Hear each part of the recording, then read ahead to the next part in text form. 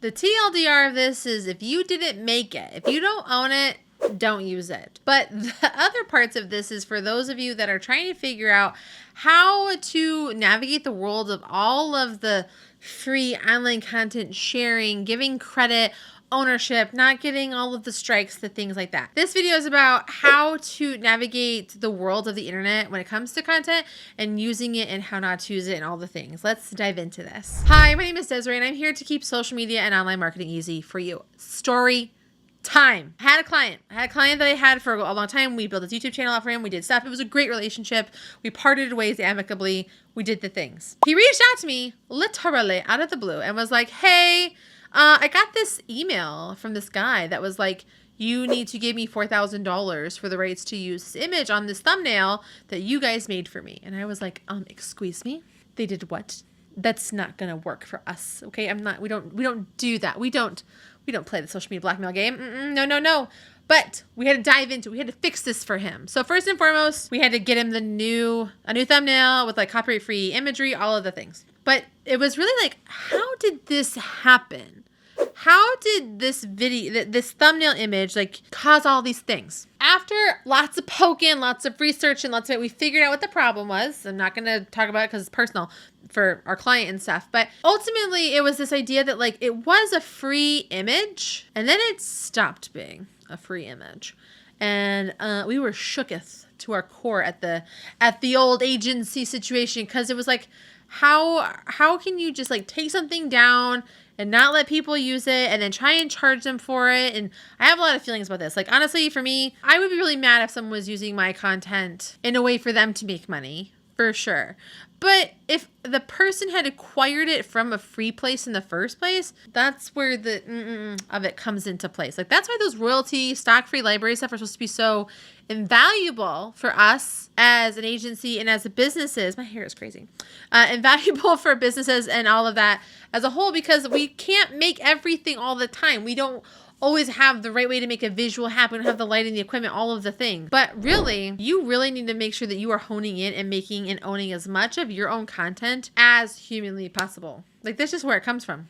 You need to make sure that you have the right releases in place for the companies that and people that are making things for you, that you own stuff. I'm dealing with this with the podcast that we're at. Like, because of this whole situation, I reached out to them. I was like, yo, if we're going to be using this podcast as other pieces of marketing, like if we're going to run ads to it, use parts of it in clips for testimonials, we need to get releases from our guests. Because if we don't have releases from our guests, like they could come back and be like, no, please take that down. We don't want our face and our words used in that kind of a way. We are in this interesting era on the internet. Like, the internet is now starting to head into this place of like regulation. Everyone wants a piece. Everyone's coming for you and what you've got.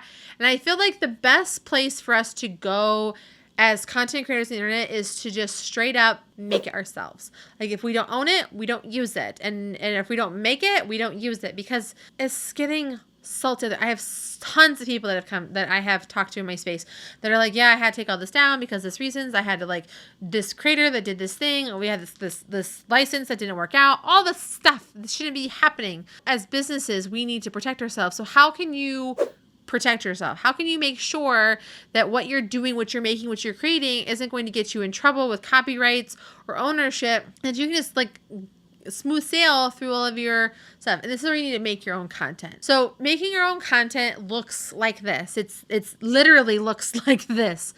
You need to have your own cameras, you have your own mics, you have your own place that you record and take pictures at. And when you own that space, you own that equipment, you're able to use whatever happens in it. It's a photo you've taken. Like, when you're out and about doing all the things, take pictures. Those are your pictures. You own those things. Okay? Only use things that you can make your marketing. Like, so if like you are using Adobe Express to create your videos, your graphics, or whatever, make sure that if you're using a template, you're using your own images in there. You have your own color settings there. You have your own logos in there, because you don't want to try and use someone else's stuff just for the potential that it could come back and bite you in the butt. Now, there are a lot of things that I think are important for like how you create it and why you create it, which is why I think having the right tools in place to do it are really important, which is why I got to talk about StreamYard. You know StreamYard, my duck, my favorite peeps. StreamYard is my favorite recording platform that I use for doing all of my video things. I have worked with them for years and years, and I get to live stream. I get to do recordings, get to do webinars, everything. And I own it. It goes into my server, and it stays there forever for me to reference and use. I can't tell you how many times I have had a podcast interview or a live stream, and I've taken that content and I've used it throughout all of my marketing, and it's mine. I never have to worry about somebody else trying to say that it wasn't theirs. So StreamYard allows me to make my own video content, and it can help you make it very easily as well. You can check it out for free in the link down in the description down below. I'm going to be doing a series on this channel where I'm going to be talking about like how you can make content. But in the meantime, I want you to watch this video I have for you right here where I show you how I create content for my clients. And that's going to be a great insider look for you so you can see like how you can like set up situations and create content for yourself.